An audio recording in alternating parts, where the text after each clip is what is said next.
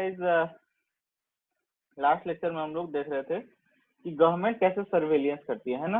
ऐसे तो कंपनीज के पास आप ई कॉमर्स वेबसाइट यूज करते हो, ये सब नेट पर अलग अलग ब्राउजिंग करते हो, वो डेटा तो रहता ही है गूगल और इनके पास, प्राइवेट कंपनीज के पास। बट गवर्नमेंट की तरफ से भी सर्वेलियंस होता है ना। हमने बोला था कि एडवर्ड स्नोडेन जो कि विसल ब्लोअर था, नेशनल सिक्योरिटी एडवाइजर जो यूएसए की टीम है डिफेंस की, उसमें वो कॉन्ट्रैक्टर था।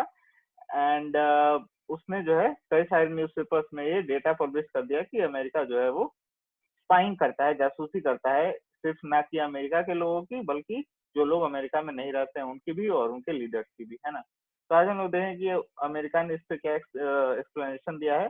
एंड बहुत ज्यादा डिटेल में नहीं जाएंगे because we are not into ethical hacking course. But उसके बाद जो है हम लोग आगे देखेंगे कि ऑनलाइन प्राइवेसी मेंटेन करने के लिए, है ना, जो अलग अलग ई कॉमर्स वेबसाइट और ये सब चीज यूज करने के बाद भी अगर हमें अपनी प्राइवेसी को सेफगार्ड करना है तो क्या क्या टूल्स हैं। इंटेलेक्चुअल प्रॉपर्टी क्या होती है, ठीक है, उस मतलब उसको मेंटेन करने के लिए क्या यूज करते हैं, पेटेंट्स क्या होते हैं, और ई कॉमर्स में पेटेंट, है ना, ई कॉमर्स में क्या क्या पेटेंट्स रजिस्टर्ड हुए हैं, ये सारी चीजें देखेंगे। तो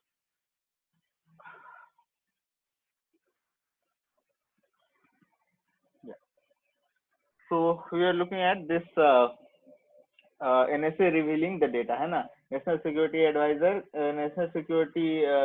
एडवाइजर में जो कॉन्ट्रैक्टर था जिसने बता दिया कि नेशनल सिक्योरिटी एजेंसी का कॉन्ट्रैक्टर जो था जिसने कि न्यूज़पेपर में सारा डेटा लीक कर दिया कि कैसे अमेरिका सर्वेलेंस करता है, जासूसी करता है ना। तो उसके बाद जो है जो एजेंसी थी उसने अपना पक्ष रखा, है ना, कि हम ऐसा क्यों कर रहे हैं।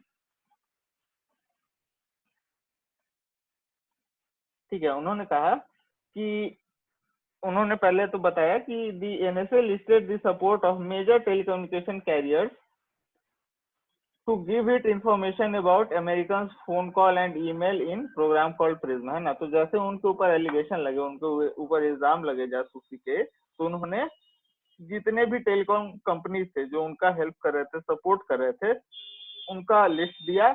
एंड उसके बाद उन्होंने एक्सप्लेनेशन क्यों दिया, क्या दिया अपने एक्शन का। उन्होंने कहा कि these programs were conceived in the aftermath of terrorist attack on United States on September the 11th 2001 and were envisaged as necessary to protect the country, है ना। तो उन्होंने कहा कि क्योंकि हमारे देश पे फॉरेन जगह से, फॉरेन कंट्री के फॉरेन नेशनल ने हमारे कंट्री के ऊपर अटैक किया, हमारे 2 बिल्डिंग उड़ा दिए, ठीक है, प्लेन हाईजैक करके उस पे। तो उन्होंने कहा कि क्योंकि इस तरीके का अटैक हुआ है तो उसके बाद हमें अपने आप को प्रोटेक्ट करने के लिए necessary to protect the country, है ना। उन्होंने कहा कि हमें अपने आप को प्रोटेक्ट करने के लिए इस तरीके का स्ट्रिक्ट, इस तरीके का बहुत आउट ऑफ द वे जाना पड़ा हमें, है ना। इस तरीके का एक्शन, इस तरीके की जासूसी हमें करना पड़ा क्योंकि उस टाइम पे बहुत खतरा था, ठीक है। So the programs were authorized by USA Patriot Act of 2001 and, है ना, and subsequent amendments were reviewed by relevant congressional committee, है ना। क्या उन्होंने कहा कि यूएसए पेट्रियट एक्ट है, तो यूएस में जैसे ही अटैक हुआ तो उन्होंने पेट्रियट एक्ट नाम का एक नया एक्ट बनाया और उसमें उन्होंने इस चीज की इजाजत दी कि जब खतरा इतना ज्यादा है कि कहीं से भी सिर्फ वो बॉम्ब और मिसाइल से अटैक नहीं, प्लेन से भी अटैक हो रहा है, तो आप इस तरीके की चीज कर सकते हो, ठीक है। इतना उनको फ्रीडम दिया गया, ठीक है। एंड वही जो है कांग्रेशनल, जो जैसे यहाँ पे पार्लियामेंट है वही वैसे ही वहाँ पे कांग्रेस होता है। तो जैसे यहाँ पे ज्वाइंट पार्लियामेंट कमेटी बनती है जिसमें कि दोनों party, opposition party, main party के लीडर्स रहते हैं, वैसे वहाँ पे भी कमेटी होती है, कांग्रेशनल कमेटी होती है, ठीक है। Many in the Computer Science Academy were aware of these programs in part because they participated in the development of techniques for discovering pattern in large data sets as well as so called machine learning program, है ना। तो कह रहा है कि वहां पे ना ही सिर्फ वो लोग जो उस कांग्रेशनल कमेटी में थे, जबकि जितने लोग जो एक्सपर्ट्स थे, है ना, जो कि रिसर्चर कहाँ रहते हैं, यूनिवर्सिटी में रहते हैं, प्रोफेसर रहते हैं या पीएचडी स्कॉलर होते हैं, तो उन लोगों को भी थोड़ा बहुत आइडिया था, उनको थोड़ा थोड़ा थोड़ा पता था, है ना। ऐसा तो होगा नहीं कि वो आप किसी एक्सपर्ट से आप एडवाइस ले रहे हो, उससे फ्रेमवर्क बनवा रहे हो किस तरीके से हम कर सकते हैं, और वो इतना बड़ा मूर्ख है कि उसको पता ही नहीं चल रहा है कि आप क्या करना चाहते हो। लेकिन उनको थोड़ा बहुत पता था, है ना। उनको नहीं पता था कि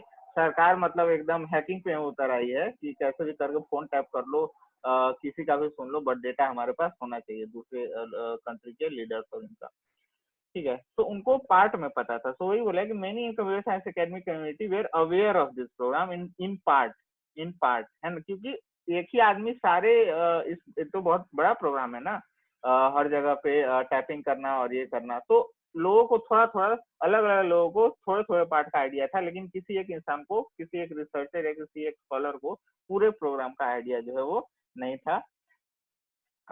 Nevertheless, the revelation alarmed average citizen who previously believed that if they did nothing wrong, surely the government would not be collecting information about them, है ना। लेकिन जो भी उन्होंने अपना बहाना दिया, जो भी उन्होंने अपना रीजन दिया, उसके बाद भी एक एवरेज सिटीजन, एक आम आदमी जो था, वो ये जान के डर गया कि अलार्म हो गया कि उनको पहले लगता था कि अगर हम कुछ गलत नहीं कर रहे हैं तो सरकार हम पे नजर नहीं रखेगी। अब उन्हें ये समझ में आ गया कि हम गलत करें या सही करें, सरकार जो है हमारे ऊपर नजर रखती है कि हम क्या कर रहे हैं, हम क्या नहीं कर रहे हैं, ठीक है।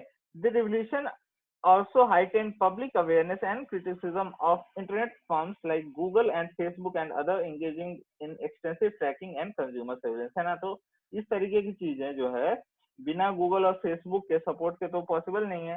तो पब्लिक को ये सारी चीजें पता हुई तो काफी ज्यादा क्रिटिसिज्म उनको मिला कि आप लोग कैसे, उन्होंने तो बोला और आपने हाँ कैसे कर दिया, आप मान कैसे गए।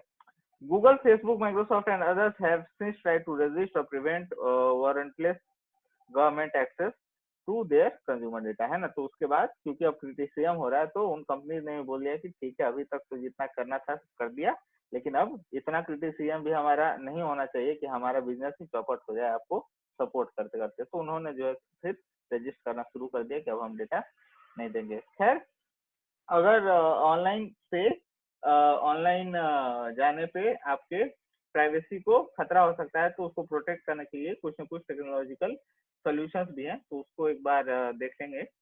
तो सबसे पहला क्या है, स्पाईवेयर ब्लॉकर्स, है ना। स्पाईवेयर प्रोडक्ट क्या क्या है इसमें, ZoneAlarm, Spyware Doctor, adware, Spybot, ये सारे स्पाईवेयर ब्लॉकर्स क्या करते हैं, detect and remove spyware, adware, key loggers and other kind of malware, है ना। तो अलग अलग जो है आपके ब्राउजर से अलग अलग तरीके के मेलवेयर और अलग अलग तरीके के स्पाईवेयर जो है वो रिमूव करते हैं। तो आपको या तो ये क्रोम एक्सटेंशन है या कोई दूसरे तरीके का सॉफ्टवेयर है जो कि आपको स्पाईवेयर से बचाता है, ठीक है। पॉपअप ब्लॉकर्स, है ना। पॉपअप आ जाता है कई बार, आप कोई नया पेज खोल रहे हो तो आपको फ्लैश रहता है, मोस्टली ऑफर्स होते हैं, ई कॉमर्स वेबसाइट पे तो होते ही हैं, मतलब। और आप जितना लोअर कैटेगरी के ई कॉमर्स वेबसाइट पे जाओगे उतना ज्यादा पॉपअप आपको दिखेगा।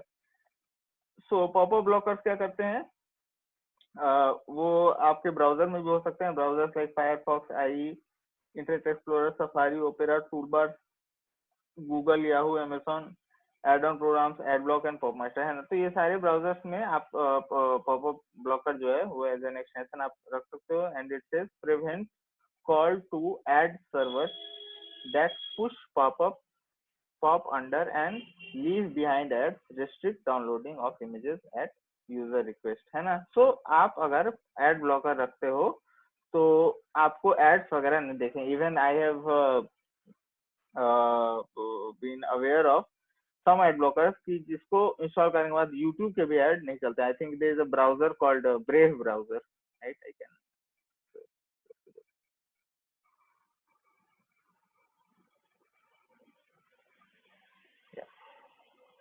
so this browser is quite new and I have heard that even YouTube पे भी कोई ऐड नहीं चलता है if you use this. So there are so many tools to protect you from popup and उस ये खैर एड ब्लॉकर की कैटेगरी में है। सो एड ब्लॉकर क्या करता है कि एड ब्लॉक प्लस काफी मतलब पुरानी कंपनी है इसमें, extension to most browser crystal है ना, तो काफी सारे सॉल्यूशन अगर आपको एड ब्लॉक करना है तो। और प्रोटेक्शन किस चीज से मिलता है, prevent call to ad server interfere with downloading of ad beacon है ना। तो आपको जो है एड ब्लॉकर, क्योंकि आप जो यूट्यूब अगर देखते हो कोई वीडियो देखो उससे पहले ऐड चलता है ना, तो उस ऐड वो ऐड चलता कैसे, पहले डाउनलोड होता है, तो वो सारे जो ऐड वाले फाइल हैं उनको डाउनलोड करने से रोकता है ऐड ब्लॉकर। ठीक है। सिक्योर ईमेल, ठीक है, ईमेल सिक्योरिटी के लिए बहुत सारे टूल हैं, जेडर technology, safe mail, first mail, pretty good, privacy, PGP है ना। तो ये सारे जो टूल्स हैं वो आपको ईमेल प्रोटेक्शन देते हैं ना, email and document encryption. So next one is anonymous remailer. So आपको क्या करते हैं, सेंड, क्या फैसिलिटी देते हैं, सेंड ईमेल विदाउट ट्रेस है ना। तो अगर आप एनोनिमस रीमेलर यूज करते हो तो मेल जो है कहाँ से आ रहा है, वो आपका कोई पर्सनल मेल यूज नहीं होगा, बट मैसेज जो है चला जाएगा। एनोनिमस सर्फिंग, आप एनोनिमस होकर सर्फ करना चाहते हो, आप नहीं चाहते हो कि आपका आईपी एड्रेस और ये सारी चीजें जो है कहीं तक जाए, तो आप लोग जानते होंगे, कई लोग यूज भी करते होंगे वीपीएन है ना। So Freedom web secure, anonymizer .com, Tor, Ghosters है ना। तो टॉर इसमें काफी एक यूनिक सॉल्यूशन आप कह सकते हो। टॉर जो है डीप वेब के भी वेबसाइट जो कि नॉर्मल ब्राउजर पे नहीं चलते उनको एक्सेस देता है। बाकी का I have not any personal experience, but Tor browser I am aware and have used that, it allows you to access the website which are even prohibited by government to use. Surf without a trace है ना, कोई आपका trace नहीं मिलेगा and आप बिल्कुल anonymous होकर उनको यूज कर सकते हो। ठीक है। और क्या क्या सोल्यूशन है online privacy, cookie manager, cookie monster and cookie browser है ना। ये क्या करता है, कुकी जो आपके कंप्यूटर में सेव हो जाते हैं, एक तो स्लो करते हैं और उसके बाद जो है आपको टाइम टू टाइम वो उसकी वजह से ऐड भी आते रहता है। तो कहता है prevent client computer from accepting cookie है ना। अगर आप न्यूज से रिलेटेड या कोई कंटेंट से रिलेटेड ब्लॉग वगैरह देखते हो तो हमेशा आता होगा कि एक्सेप्ट कुकी है ना। तो आप कुकी एक्सेप्ट कर लोगे तो यानी कि वो ट्रेस जो है आपके ब्राउजर में हो जाएगा। आप उसको क्लियर कर सकते हो, ऐसा कोई वो नहीं है, बट उस टाइम पे एक्सेप्ट किया तो उस टाइम पे आपके ब्राउजर में रहेगा, और जब तक आप कुकीज क्लियर नहीं करते हो तब तक वो दिखते रहेगा। तो कुकी मॉन्स्टर जो है इस तरीके की आप ब्राउजर के साथ डाल सकते हो, ब्राउजर में इंस्टॉल कर सकते हो अगर ये कोई एक्सटेंशन है, and then it will prevent you from accepting it. Disk file erasing program, ठीक है। तो अगर आपको जो है फाइल इरेज करना है तो इससे क्योंकि आप जैसे कुकी वगैरह तो आपके टेम्पोररी फोल्डर में भी चला जाता है, टेम्प जो विंडोज 32/C ड्राइव में होता है इन विंडोज कंप्यूटर, उसमें से आप फाइल जो है इरेज कर सकते हो, जो कैश और कुकीज होते हैं। Completely erases hard drive and floppy disk है ना। कंप्लीटली इस तरीके का जो फाइल है वो क्या है, आपका फ्लॉपी डिस्क या एक्सटर्नल कोई ड्राइव है तो इसकी मदद से आप उसको पूरी तरीके से इरेज कर सकते हो है ना। Policy generator, so what does it से, OECD प्राइवेसी पॉलिसी जनरेटर क्या करता है कि पॉलिसी जनरेट करता है। इससे फायदा क्या है, automate the development of an OECD privacy compliance policy है ना। अगर आप अपने ऑर्गेनाइजेशन, अपने जो इंस्टीट्यूशन उसकी पॉलिसी आप सेफगार्ड करना चाहते हो किसी अनवांटेड अटैक या इंफॉर्मेशन या प्राइवेसी हैक से, तो आप क्या चाहोगे कि आप एक पॉलिसी एक रखो कि हम इतना इन्फॉर्मेशन ही देते हैं, इससे ज्यादा इन्फॉर्मेशन हम नहीं देते। तो when you have a policy then you can obviously ask the other party कि हाँ इससे आगे जो है हम आपको कोई इन्फॉर्मेशन नहीं दे सकते हैं, अनलेस कोई वारंट है, अनलेस कोई क्रिमिनल लायबिलिटी है, मैं आपसे कोई भी इन्फॉर्मेशन साझा नहीं करूंगा। तो पॉलिसी अगर आप जनरेट कर सकते हो बहुत जल्दी तो आपको हेल्प करता है वो प्रोटेक्ट करने में। ठीक है, आपको कोई फोर्स नहीं कर सकता if you have a policy. ठीक है। So for example if your college has a policy कि हम स्टूडेंट का डेटा जो है नहीं शेयर कर सकते हैं, तो अनलेस अनटिल जो है कोई क्रिमिनल केस नहीं चल रहा हो, कोई फोर्स नहीं कर सकता कि आप शेयर करिए नहीं डाटा है ना।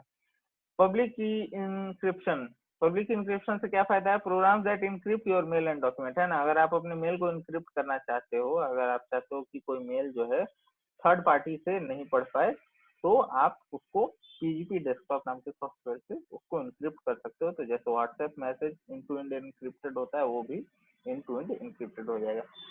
ठीक है, अब हम आईपी की तरफ पढ़ेंगे।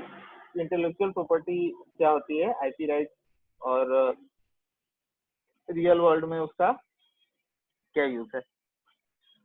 तो कहता है कि next to privacy the most controversial ethical social and political issue related to e commerce is the fate of intellectual property right. Intellectual property encompasses all the tangible and intangible products of the human mind. ठीक है, tangible intangible क्या होता है? tangible जिसको आप छू सकते हो, intangible जिसको आप छू नहीं सकते। so for example हार्डवेयर एक tangible product हो गया और सॉफ्टवेयर एक intangible product हो गया, है ना।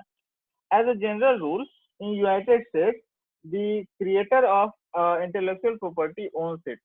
ठीक है, तो अमेरिका में या किसी कंट्री में जो है अगर कोई इंटेलेक्चुअल प्रॉपर्टी किसी ने क्रिएट की है तो वही उसका मालिक होता है। For instance if you personally create a e commerce site it belongs entirely to you and you have exclusive right to use this property in any lawful way which you see fit, है ना। तो कहता है कि अगर आपने कोई e commerce website बनाई है ना, तो बाय द लॉ क्या हुआ कि आप उसके मालिक हो, क्योंकि आपने उसको क्रिएट किया हुआ है, तो आप उसके क्या हो, ओनर हो।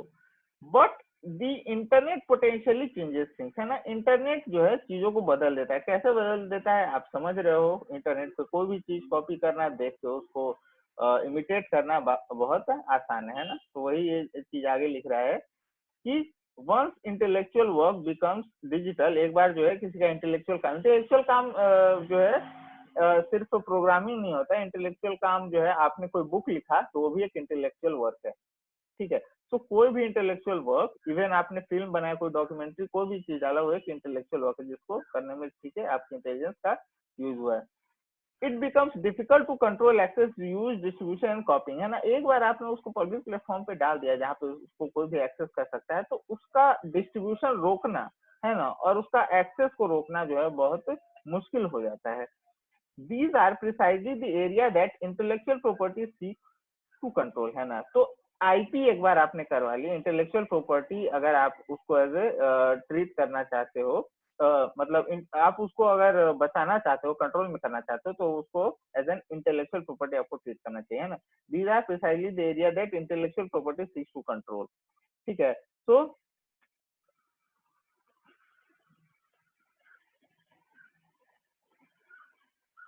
digital media differ from books, periodicals and other media in terms of ease to replication, transmission, alteration, difficulty in classifying a software work as a program, book or even music, compactness, making theft easy, difficult in establishing uniqueness, है ना। तो कहता है कि जो digital media है वो normal book या पीरियोडिकल या मैगजीन या ये सब चीजों से अलग है। क्यों? क्योंकि अगर कोई कोई बुक है ना, तो उसको अगर आपको प्रिंटेड बुक है कॉपी करने के लिए आपको क्या, कोई पब्लिकेशन का मशीन होना चाहिए, है ना, कुछ प्रिंटर वगैरह, ये सब काफी कॉस्ट इंटेंसिव है वो, है ना।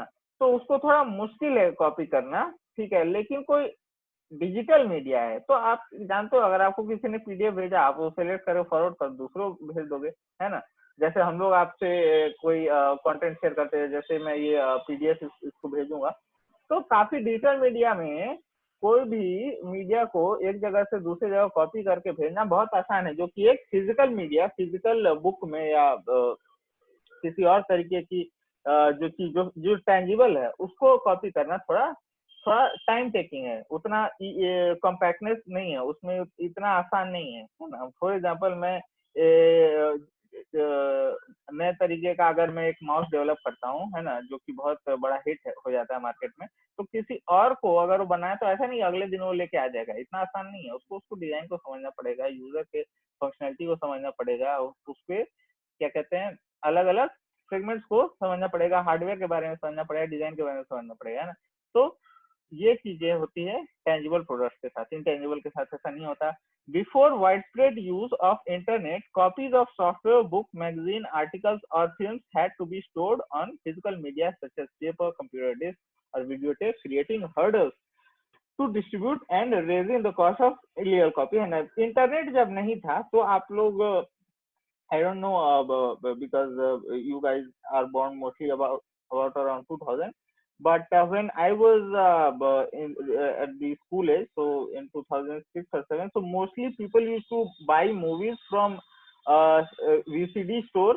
और गेम भी मुझे याद है, गेम की सीडी जो है या डीवीडी 40 रुपए के आसपास आती थी, और movie I think it was on rental basis, that you will pay 10 rupees to them, you watch a movie and return the VCD and they give back 5. It was like that during that time. हो सकता है आज भी होगा rural area में, ये system अभी चल रहा होगा जहाँ पे इंटरनेट का एक्सेस नहीं है. But I think in today's world, looking at reels and success of TikTok, मुझे ऐसा लगता नहीं कि इंटरनेट का पेनिट्रेशन विलेज तक नहीं है, मुझे लगता है काफी ज्यादा है. एनी हाउ, सो कहने का मतलब ये है कि वहां पे अगर आपको कॉपी डिस्क पे कॉपी करना है या बुक को कॉपी करना है फिजिकली, तो थोड़ा हर्डल है. क्या हर्डल है? सबसे बड़ा कॉस्ट का हर्डल है ना. आपको आपके पास खाली सीडी होना चाहिए ना. पायरेटेड मूवी को पायरेट करके दूसरे को अगर बेचना है सीडी में, तो पेनड्राइव से पेनड्राइव में ट्रांसफर करना तो मतलब एक अलग बात है, लेकिन इंटरनेट से भेजना बहुत आसान है as compare to sending it via computer disk है ना. जो जो कॉम्पैक्ट डिस्क है वो आपके पास से खाली आपको खरीदना पड़ेगा, उसमें उसको राइट करना पड़ेगा, बर्न करना पड़ेगा, तब आप उसको दे सकते हो. तो ये चीजें, ये सारे हर्डल्स थे, है ना. अब इससे ये एक प्रॉब्लम है इंटेलेक्चुअल प्रॉपर्टी थेफ्ट का, चोरी का. तो इससे बचने का तरीका क्या है? पेटेंट. पेटेंट क्या होता है वो देखते हैं. पेटेंट और ट्रेडमार्क क्या होता है, तो अभी पेटेंट ही देखें. Patent grants the owner a 20 years exclusive monopoly on the ideas behind an invention, है ना. तो एक बार आपने किसी चीज का पेटेंट करवा लिया तो आपको सीधा 20 साल का, अगले 20 साल के लिए आपको मोनोपोली मिल जाती है उस इन्वेंशन के लिए, है ना. उसके बाद फिर वो एक्सटेंड हो सकता है depending upon case to case basis. ठीक है. तो दी कांग्रेस, जैसे मैंने आपको बताया था आई थिंक कि पिछले लेक्चर में, कि थॉमस एडिसन ने बल्ब बनाया, तो आज भी कहीं बल्ब बनता है तो उसका उनके पास जाता है, वो कमीशन जाता है ना. फॉर एग्जांपल अल्फ्रेड नोबेल, है ना, उन्होंने क्या बनाया था? डायनामाइट. तो कोई कंपनी जो डायनामाइट बनाती होगी, वहां से उनके पास, है ना, उनके ट्रस्ट या उनके चैरिटी या उनके फैमिली के पास उसका 25% 20% कुछ पैसा रॉयल्टी जो है आज भी जा रहा होगा, क्योंकि वो एक इंटेलेक्चुअल प्रॉपर्टी है उनकी, है ना. The congressional intent behind patent law was to ensure that inventors of new machine, device and industrial methods would receive the full financial and other rewards of their labor and still make widespread use of invention, possibly by providing detailed diagram of those wishing to use the idea under licence from patent owner, है ना. तो ये इन्होंने इसलिए बनाया ताकि जो आविष्कार करने वाले लोग या इंडस्ट्रियलिस्ट है उनको इंकरेजमेंट मिले कि मैं अगर कुछ मैं नया बनाऊंगा तो उसका एक्सेस, उसका ओनर मुझे ट्रीट किया जाएगा. और कोई अगर कॉपी करता है बिना मेरे से लाइसेंस खरीदे हुए, तो मैं उस पर क्रिमिनल इंक्वायरी बैठा सकता हूँ, है ना. तो आप लाइसेंस दे सकते हो. आप जैसे अभी इसके लिए हो रहा है ना, वैक्सीन के लिए हो रहा है. तो वैक्सीन के लिए बात चल रही है कि इंडिया में बाकी लोगों को मैन्युफैक्चर करना चाहिए और उनको लाइसेंस खरीदने में सरकार हेल्प करे, मतलब सरकार खरीद ले और उनको डिस्ट्रीब्यूट करे या किसी और तरीके से, है ना.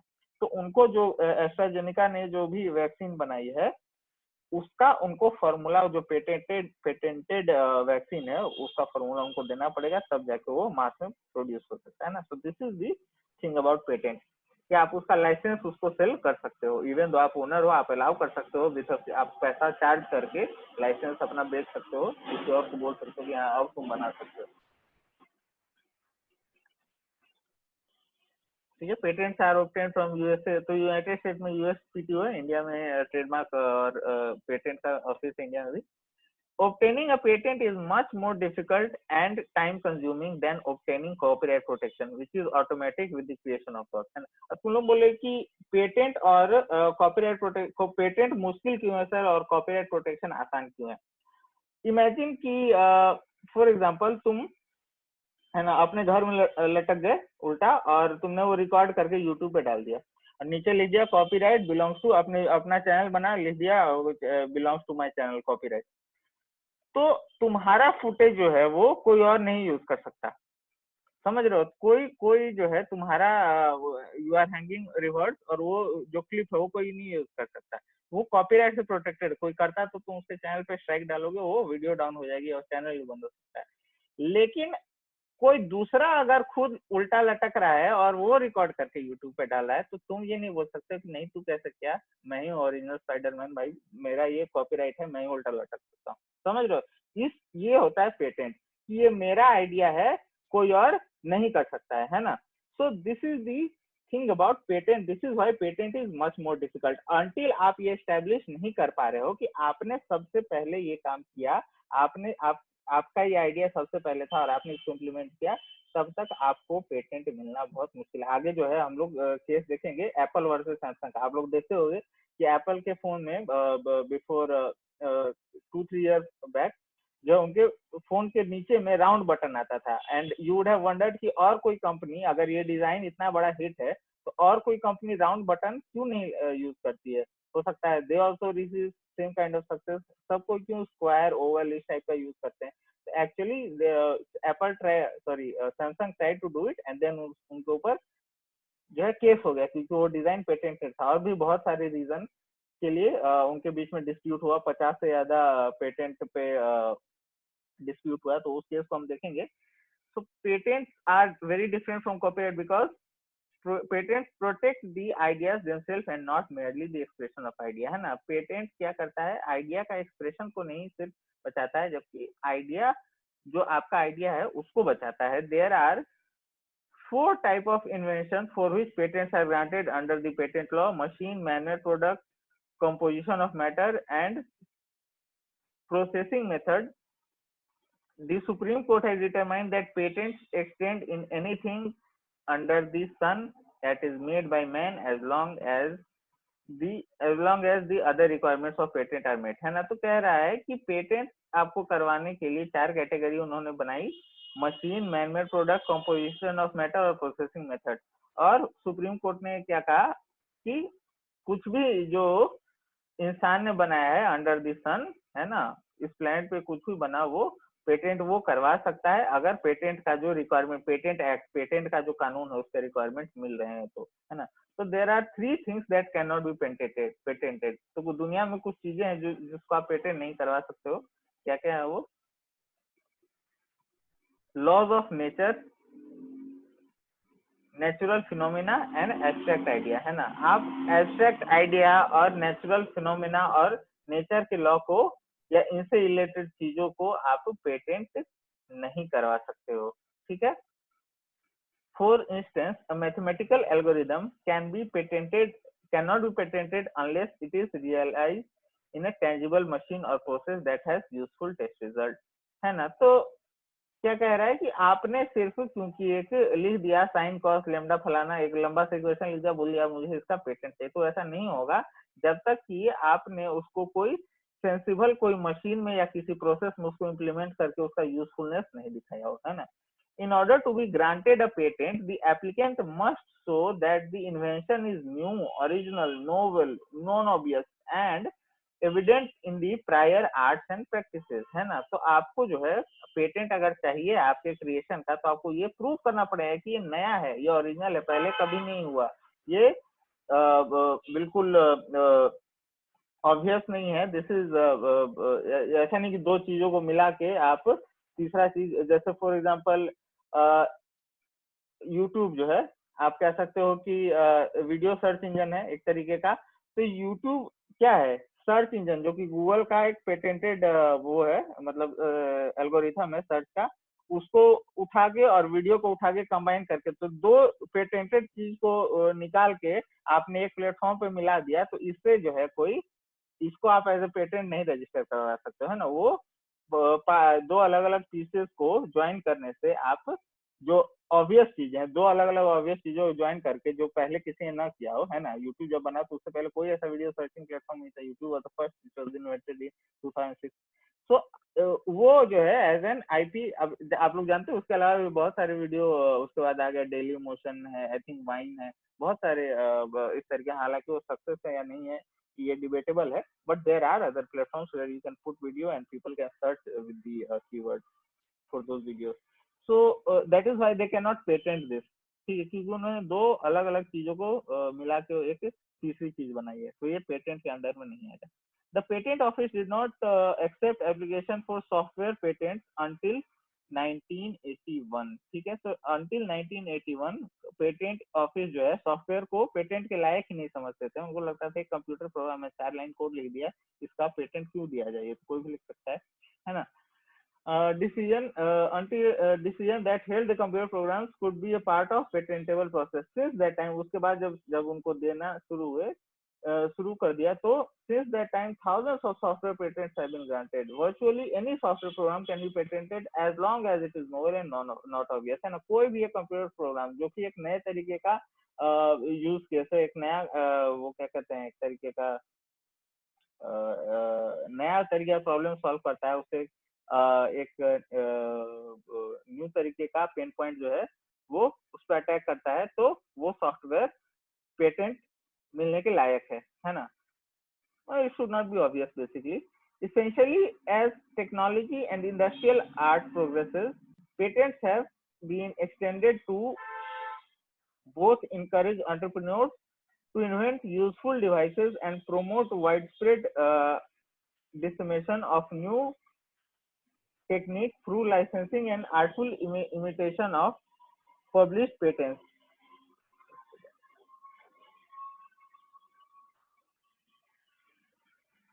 Yeah, it says, reading it again, invent useful devices and promote widespread dissemination of new techniques through licensing and artful imitation of published patents.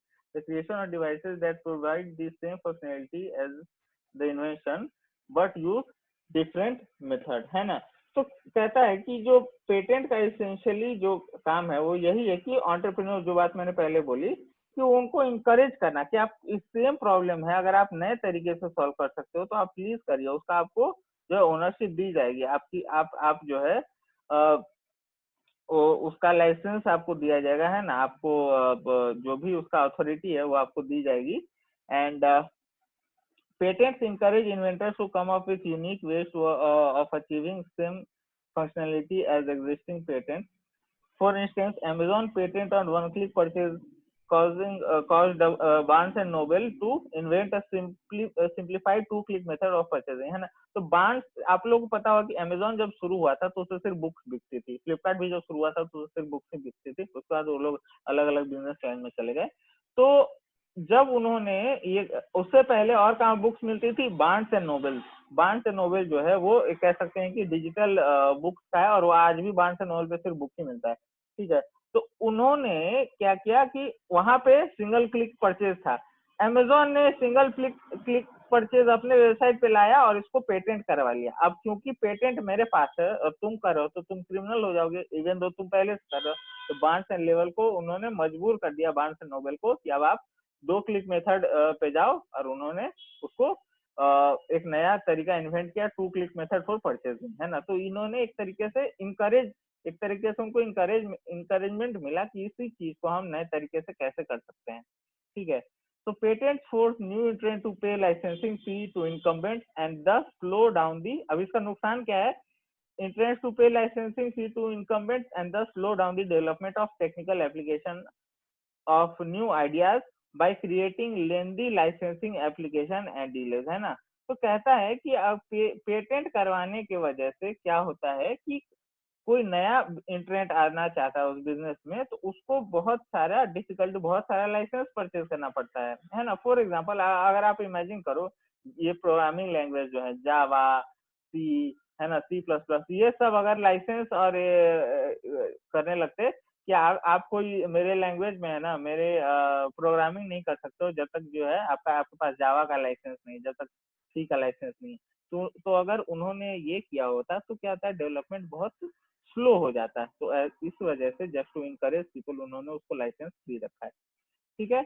Nowhere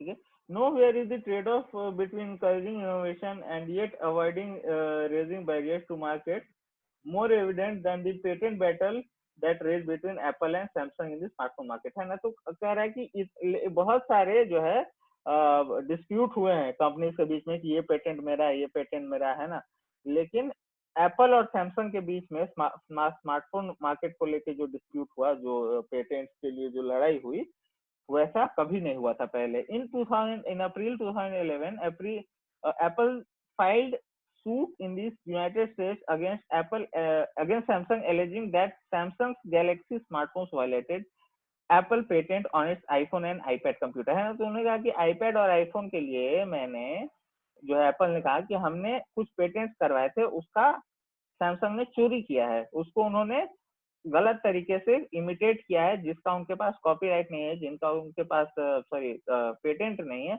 वो उन्होंने करने की कोशिश की। By 2012, Apple and Samsung were involved in over 50 different patent lawsuits throughout the world. See the table for brief issue of Apple Samsung smartphone patent war, है ना। तो कैसे ये लड़ाई हुई, तो 2011 में एप्पल ने क्या कहते हैं सूट फाइल किया अमेजोन के ऊपर, सॉरी एप्पल ने सूट फाइल किया सैमसंग के ऊपर कि उनके डिवाइस जो हैं एप्पल के पेटेंट को वायलेट करते हैं, ठीक है।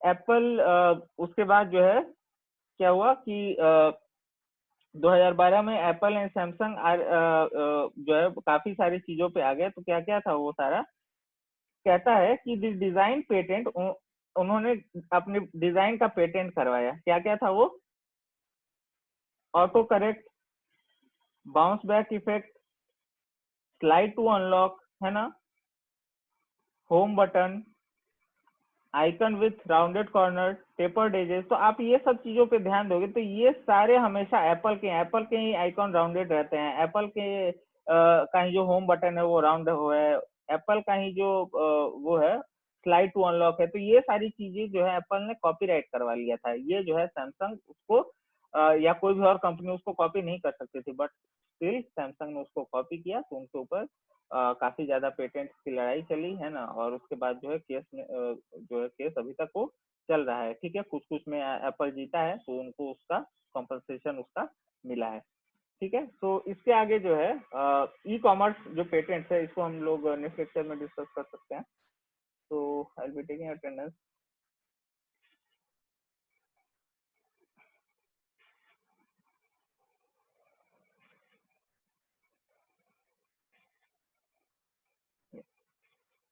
तो ई कॉमर्स में क्या क्या पेटेंट्स हुए हैं और क्या क्या डिस्प्यूट हुए हैं वो हम लोग देखेंगे। Until then.